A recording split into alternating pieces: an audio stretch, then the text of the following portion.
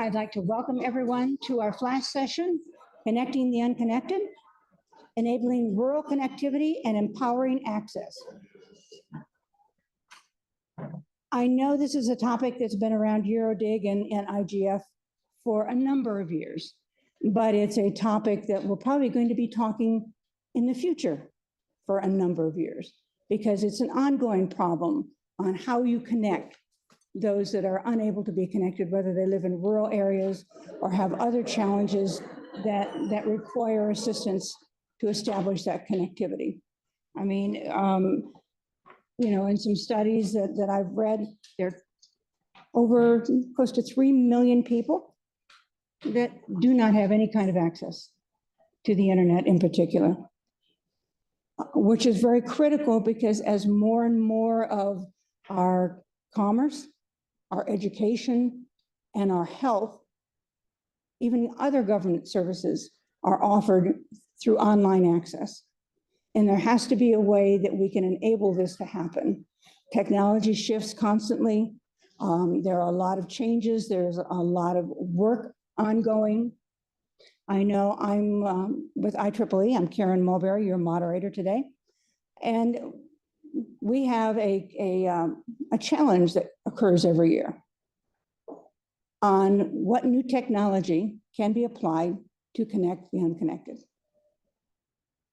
It's a contest. They do award prizes. And so if you have something creative in terms of a technology application, look up Connect the Unconnected Challenge, because that creates the opportunities to discover new technology that can be used.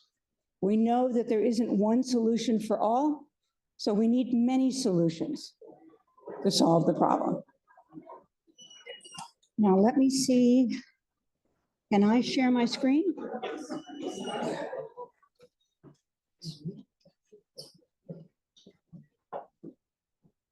There it is.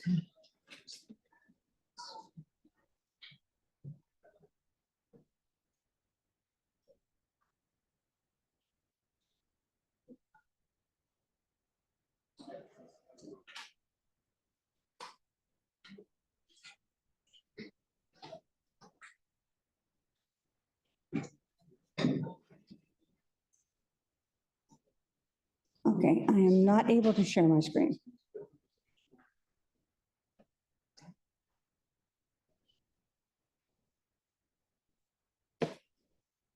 All right. In order to share my screen, I have to. Ah, there we go. That looks good. It's telling me I needed to sign out and sign back in again. That's sometimes the most efficient thing to do. Well, not in the middle of a presentation, not a good idea. Anyway, so as I said, this is our flash session on connecting the unconnected. Let me move right into our speakers and our agenda. We have 3 speakers today. I have one with me, Dr. Irina Sofeski. We have 2 online. Harry, I'm not sure I can pronounce your last name, Harry, and Talent. So let's move on to our speakers and to the content of our program. So I will turn it over to you, Irina. Yes, pleasure. And thanks, Karen, for moderating these sessions. Hello, colleagues and everybody. It's indeed a pleasure to be here and to be on this panel today. Well, I've been asked to talk a bit on what we do in Germany and what have been the last actions also on European level in this regard. And indeed, as Karen has said it already, this remains a pretty acute topic in Germany as well. We have, well, our overarching goals remain those of the digital decade, which we want to achieve until 2030. We've broken that down on the national level. We have a gigabit or a giga connectivity strategy in the German government that colleagues from our neighboring department are implementing. And indeed, there is still a lot to be done. There is a lot happening at the moment, but there is still also something to be done. We haven't been traditionally good in this field, so this has been shown by many indicators in the past. I think we have improved a bit over the last couple of years and months. So there is indeed improvement, and the numbers show that as well. But as I said, things remain to be done. And one thing I've been asked to talk about in particular is the Gigabit Infrastructure Act that has been adopted lately by the European Union, by member states, on a proposal by the European Commission, by the European Parliament. It's been done in a very fast way, so to speak. It's an important piece of legislation, and I'll talk a bit about what we do about that in the coming weeks and months. But it's also, and I think this is clear to everybody here in the room and in the room also online, it's only one piece of the puzzle. So we have many other pieces there as well.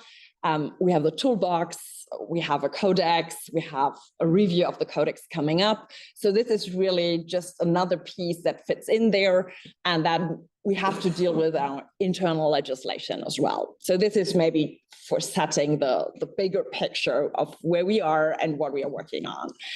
And as I said already, it remains an important topic for Germany. We aren't where we want to be, and it is particularly important because, and thanks to colleagues for looking up this number, we have 60% of Germans living in non-urban areas, which came as quite a surprise to me, because maybe that's really the Berlin perspective. Germany seems like a quite urban place to me, but probably that's really just not the case. And obviously the challenges there are different than in urban areas. So the Gigabit Infrastructure Act has, as I said, been an important piece adding to what has already been there, and is also part of a broader discussion that is actually ongoing. And I will say a bit more about that later on. So I think, well, the main goal of this act, it's a regulation, not a directive, is to speed up procedures to build gigabit infrastructure. So this is obviously a good idea. So I think, well, many things that have been discussed in the process are not entirely new. We have been discussing that already for quite some time, but I think it's really good to have a look at it at the moment. And as I said, I think eventually we came around to say, okay, an act or a regulation is probably a good idea because it leads to more harmonization.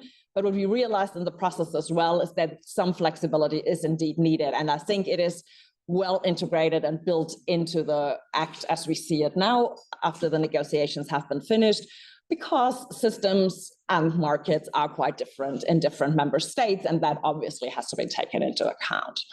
So all in all, we are happy with this as another building block to improve on the goal that we're discussing here. We think it is more helpful. Well, to have many elements are very important, adding to things that have already been going on nationally or that we have already been doing because we were obliged to do so from the European level. I think one element is that we have now tacit approval, something that has been around in Germany already for quite some time, which means that if an authority is not acting, then you can at some point say, okay, the approval is there. I think this is an important element, and also that you have other options built in there that might be better fitting for other legal systems. This seems to be a good solution for us. It has been very important for us as well to have the opportunity or the possibility of keeping really incentives for first movers that are opening up new regions for infrastructure, which has been a hotly debated topic in Germany. So to have these options at hand that existed already previously in Germany is an important piece for us as well. All in all, we think it's a good idea to really focus on very high capacity networks. I think this is an important thing to do. Also to broaden the sphere of application to us seems a good idea, even though we have realized that you have to look at things more closely, because maybe not all the rules are fitting for all the very different players that are relevant for the system today. So I think it's good that we have the act, and it has been really brought about in a really short period of time. This also poses quite a challenge for us because it's in force now, and it will have to be applied because it's directly applicable from November next year. But still, we have our homework to do because we have a very elaborate national law or act, our telecommunications law, And well, some elements of it would be overruled by what is in the Gigabit Infrastructure Act in the future. But to make things really transparent and clear for all people dealing with this, we will have to have some clarifications, and this will be a quite hasty bit of legislation, given the period that it usually takes to really enact national legislation. So there is quite a bit ahead of us.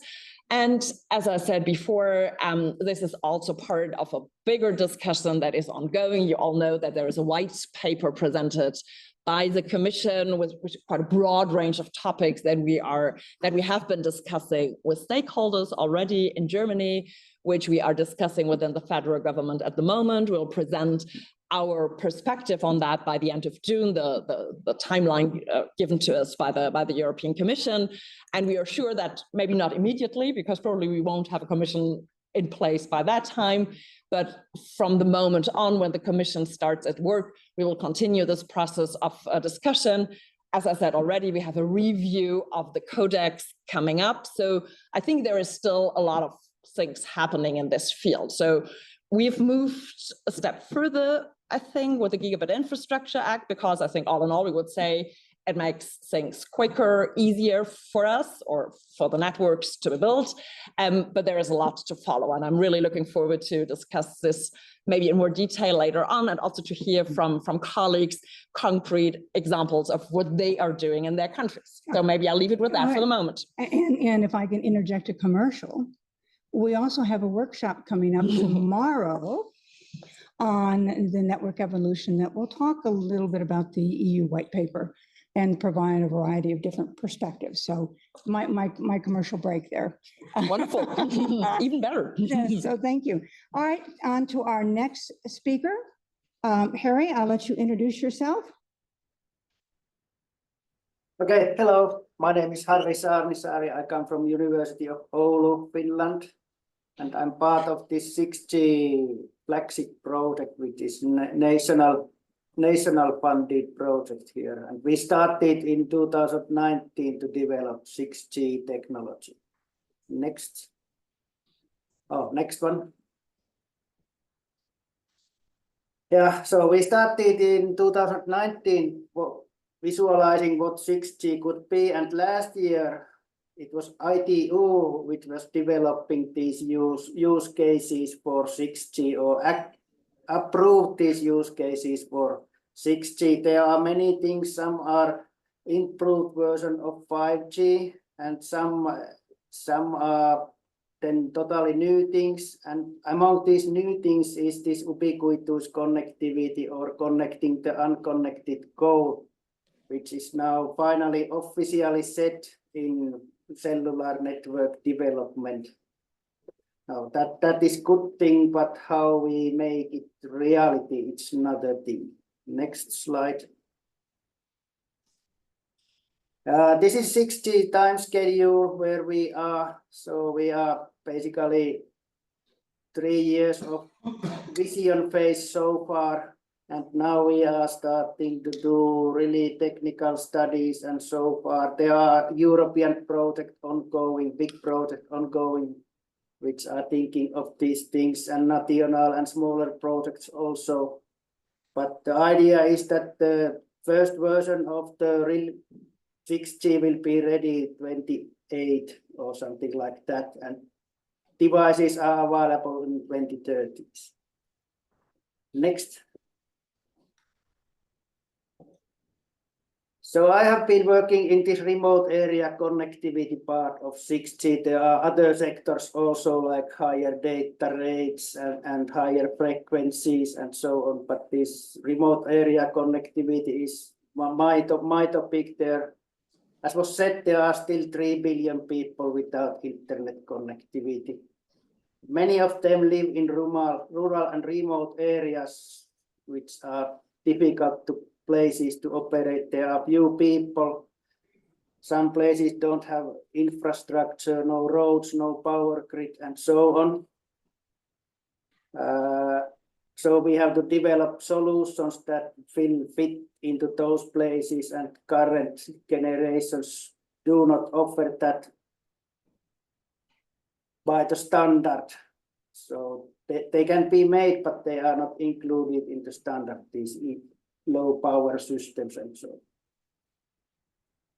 And we have to connect not just people, but also devices. So this smart society thing, environmental sensing, smart agriculture, and so on. They also need sensors for improving things.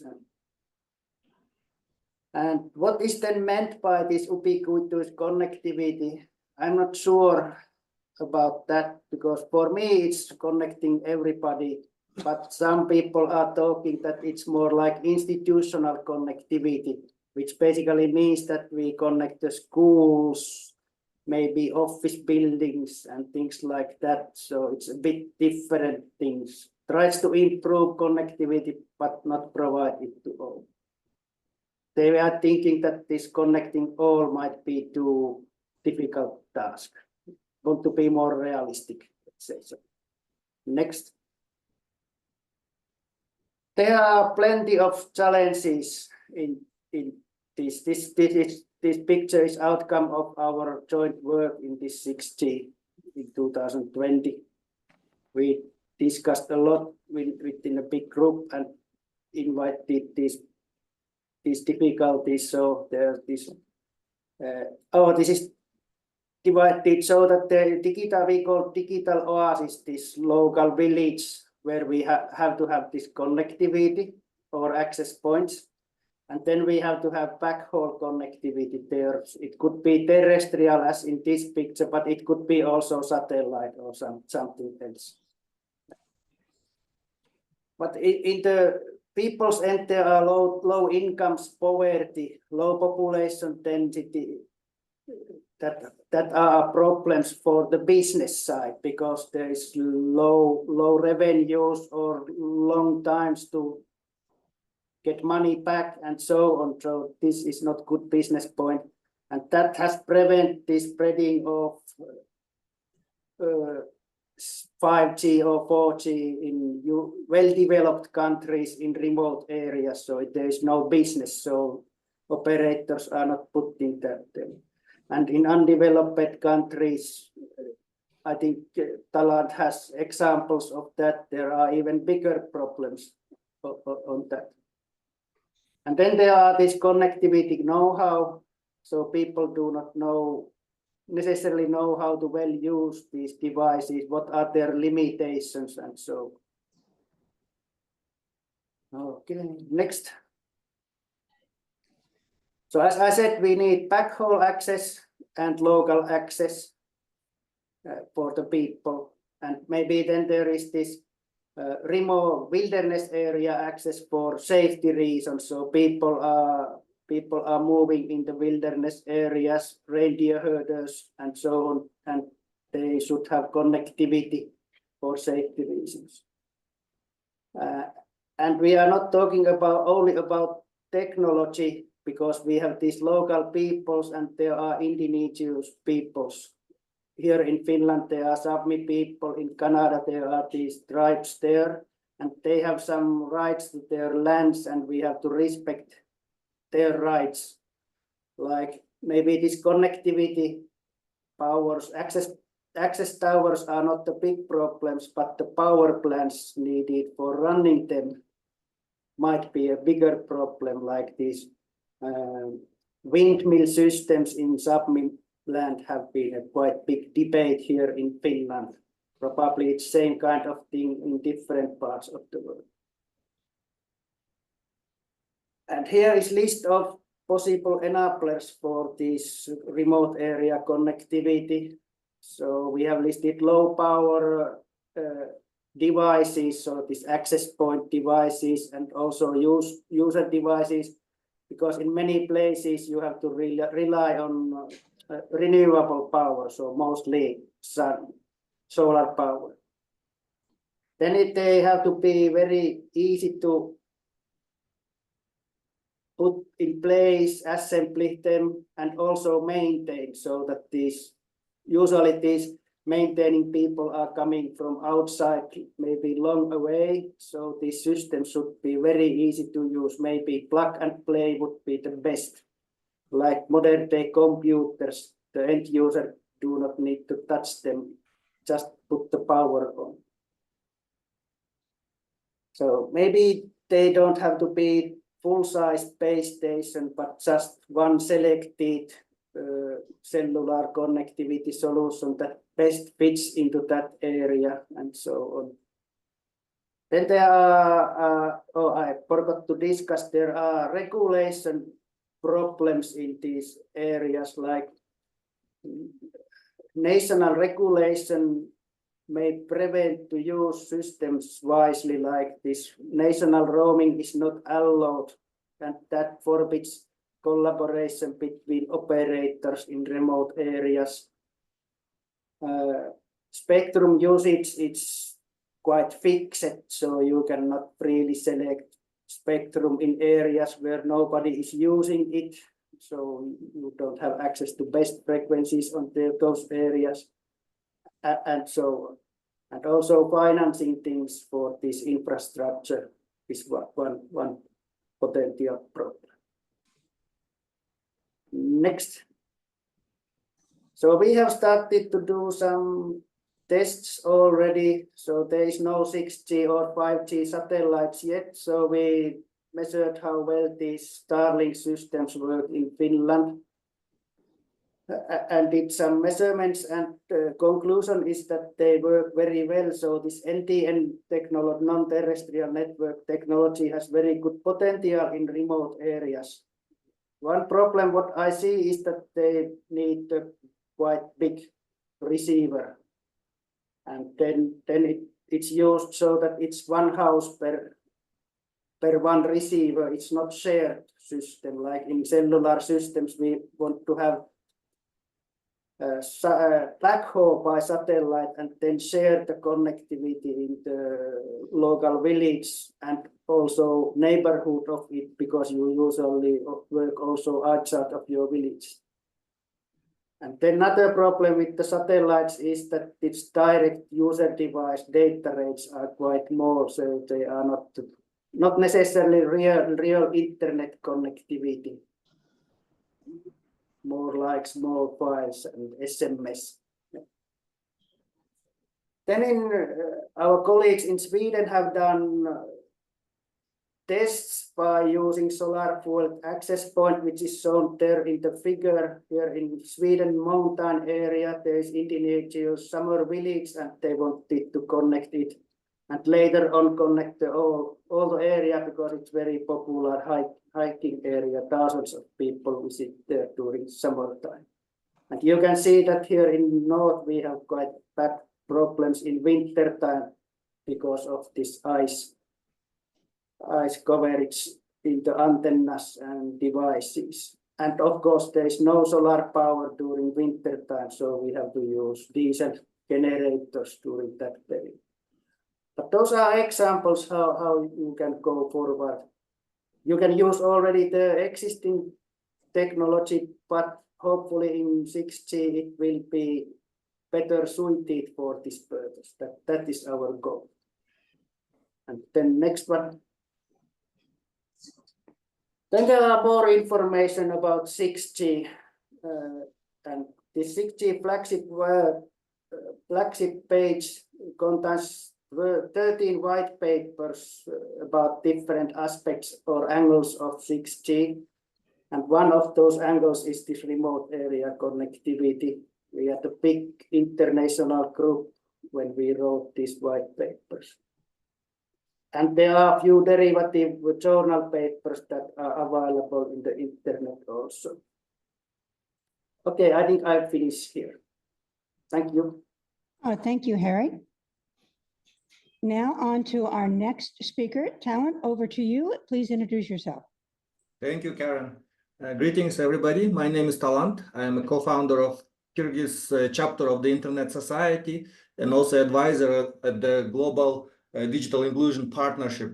And in my presentation, I'd like to talk about the cases we've been using in Central Asia and Kyrgyzstan in terms of connecting the unconnected and closing the digital divide, especially digital gender divide. Next slide, please.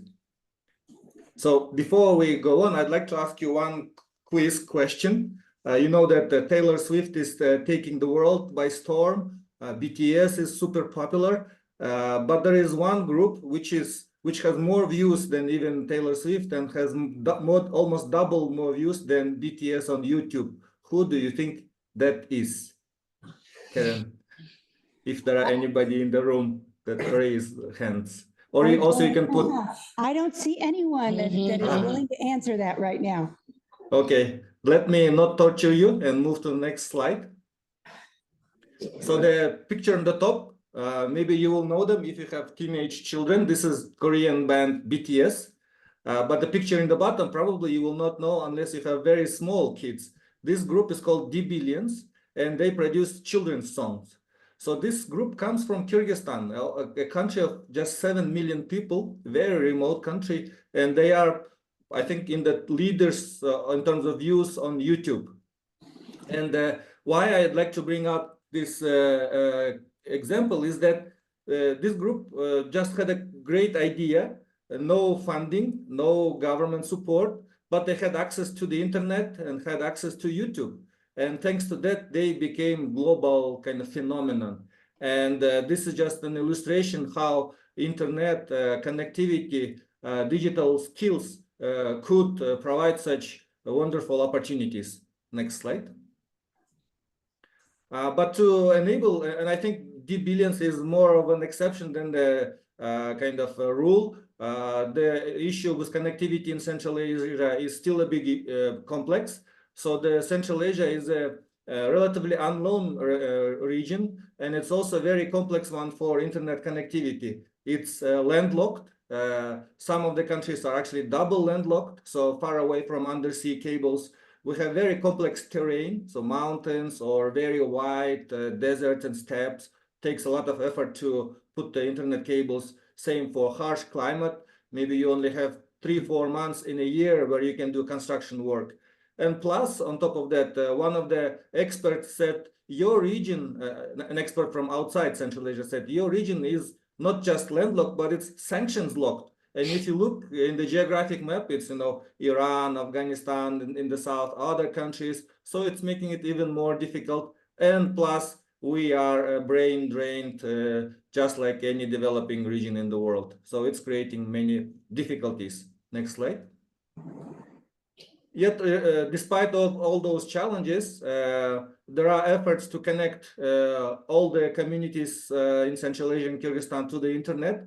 So we've been connecting very remote parts of the country. And as Harry mentioned, some of these locations have no roads, no electricity, very hard to reach. And in this picture, you probably can see in the center, there is a little donkey helping us carry solar panels. And these are some of the very treacherous mountain roads that if you bring a different animal, different horse or donkey, they get scared and fall off the cliff. So there is only like a few animals that can help you.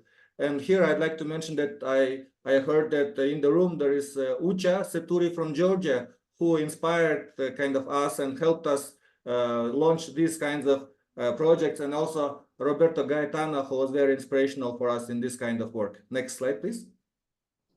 And these are just some of the images of doing the work in these kind of remote areas. Sometimes you have no electricity, or sometimes you have very kind of heavy snowfall. And on the picture in the top right, you can see like people fixing wires with the plastic bottle. And for us, it was very surprising why they are doing it. And we realized that if the cable breaks, they would connect it, the local engineers, and put the plastic bottle on top so that there would be no damage from rain or snow. So it's very interesting kind of local ingenuity for solving complex technical problems. Next slide. In addition to internet connectivity, there are other challenges for bridging digital divide. Another challenge is availability of devices. So having computers or laptops is unheard of. So mostly people are using mobile phones, smartphones.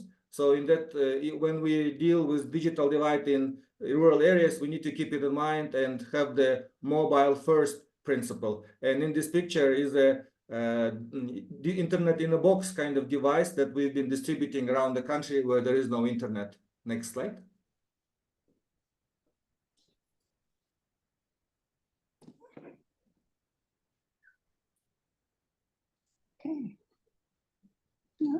It's not going to the next slide. Yes. So in addition to connectivity issues, challenges with devices, the very big issue is actually availability of relevant content. So you connect rural communities to the internet, and as Harry was saying, that but the people speak their local languages, but online it's mostly English or Russian, and it sometimes in rural areas little children grow up, their first words would be, let's say, in Spanish or in Korean, which would be very surprising for their parents. It's because they've been watching cartoons from in different languages. But this poses a big issue. And there is one case which I wanted to bring up here is one young girl young lady who got married. She spent 3-4 years in maternity leave and decided to produce Kyrgyz language content on YouTube. And now she has several gold YouTube buttons and realized that it's actually kind of a golden, like it's such a huge thing, big demand for content in local languages that this can be illustrated by this case. Next slide.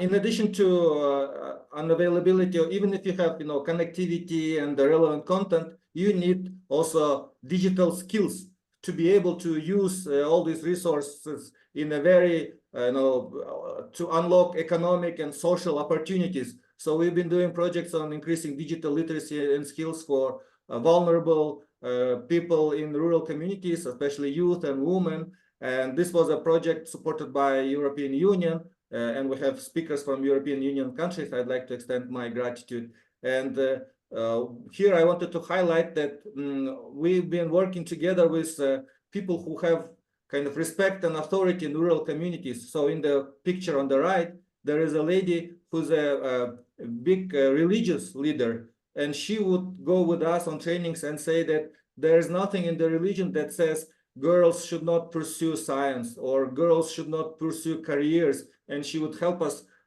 lead these trainings. So it was really, really inspirational work. And one case, for example, that through the one just example is one lady opened a guest house online, and her incomes tripled just because she was able to use the digital platforms that are available on the internet.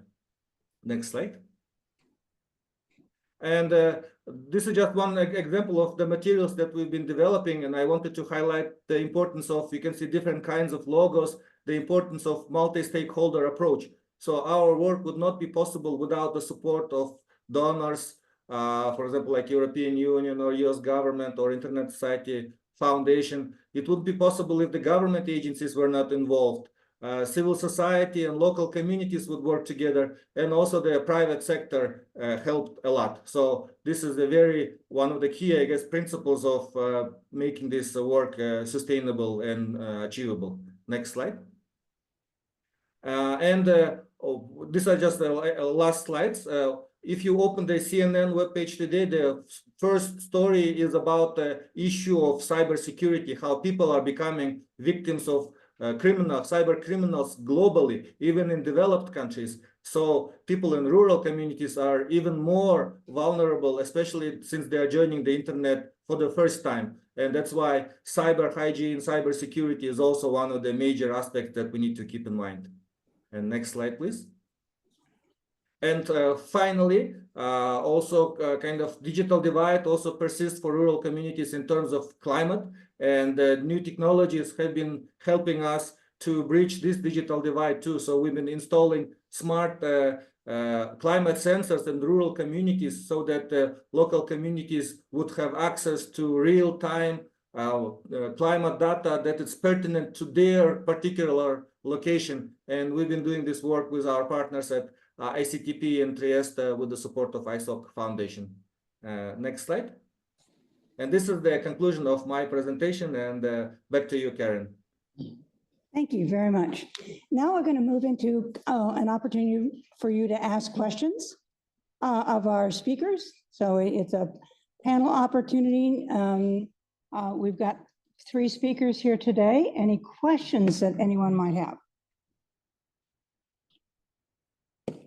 Is there one in the chat? Chat, I think. Yes, sir, please. Should I speak? I don't have a microphone, so speak loudly. Yeah, sure. My name is Giedrius. I'm from Lithuanian Regulatory Authority.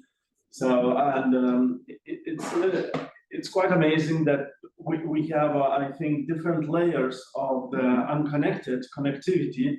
So it was very interesting to learn that there are regions where probably nobody lives, but in Finland as well in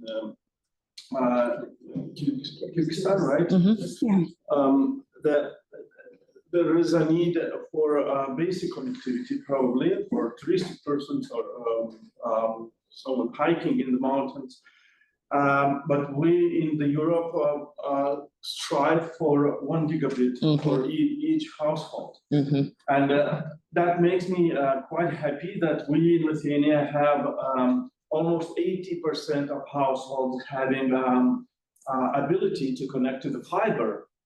95% of households having ability to connect to the 5G.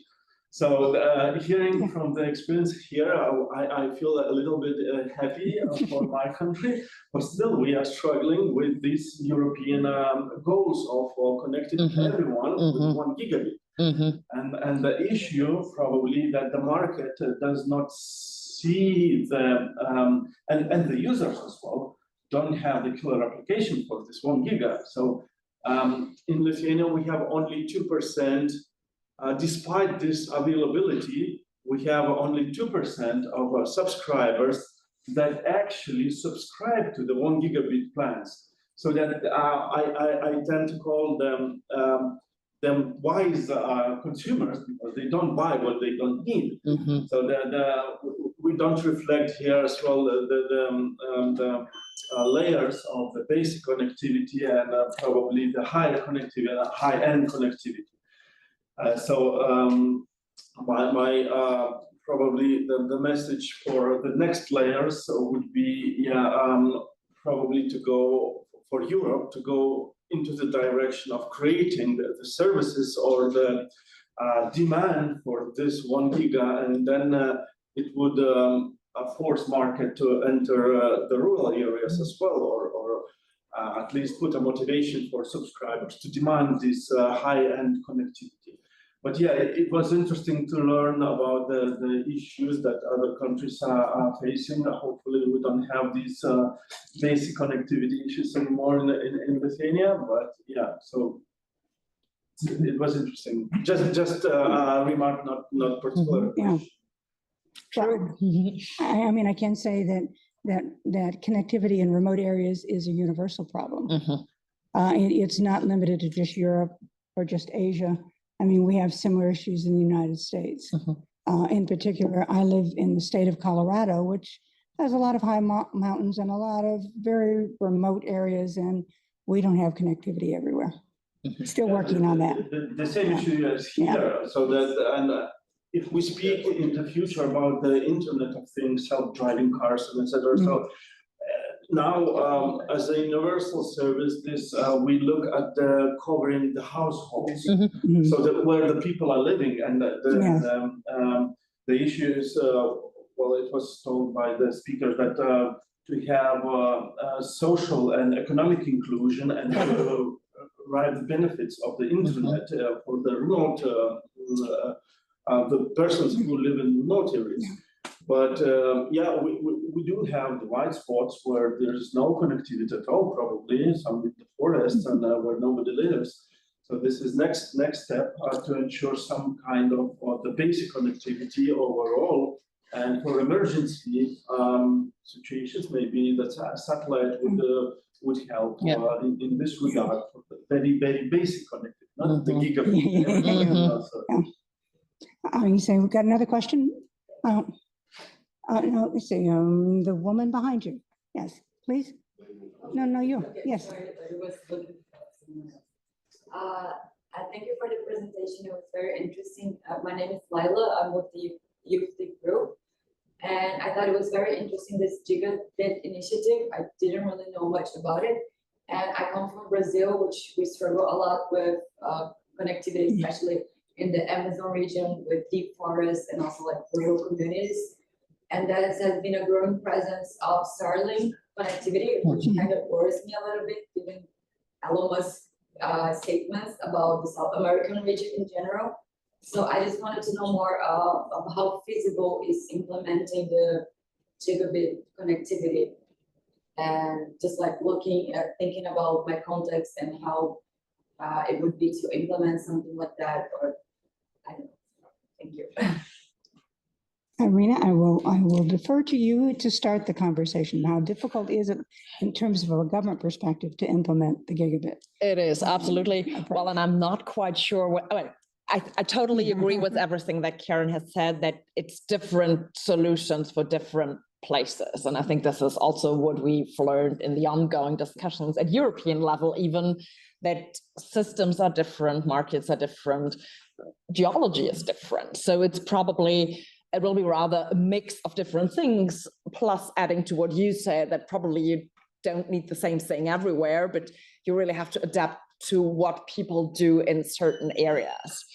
So coming from that perspective, I mean, looking at what we've been doing in Germany, we are probably not the best to give you examples for what to do in the Amazon region, because it's just not really very much comparable. So I would think colleagues online probably would be in a much better position to tell that, and maybe also colleagues here. So, well, I think it really will be a mix, and I'm convinced that satellites will be part of the answer. Maybe not just one company as it is at the moment. And then we come to questions of spectrum and how to divide that and how to give it different uses, which is a really challenging question, and it is a scarce resource. So it will be hard to answer because there is not really free spectrum that we can splash out. But I think from looking at our German national experience, probably there is not so much to pass on to the Amazon region. So, well, it would probably be more our people. Well, I'm coming from the Ministry of Digital, so our colleagues are in charge of getting the shit done in Germany, so to speak. We have other colleagues who are in economic cooperation and development who are working with developing countries and really doing projects there with our operator GIZ on the ground. So probably they would have examples as well, but this is not something I could really provide you with. So probably the colleagues online are the much more interesting people, because they are dealing, I think, with much more challenging areas or have experiences and concrete projects that have been realized there. So probably I'm the least interesting one in this regard. Yes, if you respond. Yes, please. Lithuania was one of the two or a few model countries which inspired this broadband cost-saving directive, and then it's gigabit now. So we have the shared use of infrastructure since 1998. So that was quite a long time ago, before the Europe stepped in and made it directive and therefore the regulation. So the first goal of that is to save the cost of rolling out the networks. It accounts about 60 to 80% of greenfield costs only for digging and the streets and all these civil infrastructure things. So basically, the advice I think we could make, just to look what means you have in your country to save the cost. And I was in one conference where it was, I'm not sure if it was Brazil or someone else, they presented quite interesting approach of saving the cost, laying down the fiber optics in the river, in the bed of the river. So that was the Amazon River mentioned as far as I recall. So basically, you have to look at how whatever means you have the metro lines, we don't have metro here. So it could save a lot of cost of rolling out the network. Yeah, true. So basically, this is the idea. So you don't have to copy, probably the whole regulation as it is. But you have to take the idea that whatever the means you have to save the rollout cost and where are the major burdens. Okay, you say I had a question in the back? 10 minutes, the next session starts. Okay, so when we, all Then we can move the discussion to the next room. right, so one more question and then, yes, sir. My name is Kostas Balikis. I'm coming from the Greek NRA. So one question to the panelists and particularly to Pi. We're talking about 6G, whereas the European Commission already says that there are quite a few challenges both on the demand and the supply side for 5G. We're having a target for 2030, and we have for 5G 81% basic 5G, that is receivers. We don't go with the higher frequencies. 20% of populated areas are now covered by standalone networks. The demand is very low, as some other speakers have already mentioned. And we expect that the operators have to invest a lot of money in order to deploy optical fibers and the mobile infrastructure. And that affects also the manufacturers of equipment. And there are other competitors of Europe, to say the least, that are leapfrogging and they are deploying 6G and they are manufacturing equipment. So my question to Barry is, what is your prioritization of challenges in order to have mature systems or networks, 6G networks, in order to be deployed? And then what do you expect? I mean, what are the carriers going to do with their current networks? Because as soon as they deploy them, they have to improve their investments, and that will take at least 10 more years after 2030. So what is the realistic timetable for deploying actually 6G in urban areas initially, and then perhaps in rural areas, given the economics of I don't have the answers. And you say, Harry, So- maybe you can address the 6G question. Yeah, it was hard to hear everything, but if I guess it correctly, in 6G, one idea is that we have different kind of business models for these remote areas. So where we could have so-called micro operators, basically the villages own their network and establish that and maintain. Maybe they are practiced, and if it's plug and play type of access point, that would be quite easy task. And that is one possibility to get the access point to the local villages. And of course, then you need the backhaul, but at least in Finland, it's quite good, this fiber situation, but not the final last mile access is not so good. That is one potential solution. Well, and you say. Maybe we have to also otherwise think the business models for remote area access, because the current model is not working. Mary, thank you. And you say our session needs to conclude because the next session is going to start. So I'd like to thank everyone for joining us. I would in particular like to thank our speakers for spending the time and sharing their knowledge with everyone.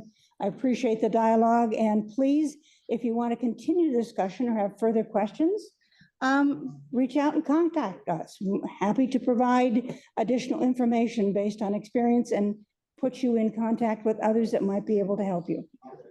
Thank you. Thanks, Karen. Thank you. Bye. Thank you. Bye-bye.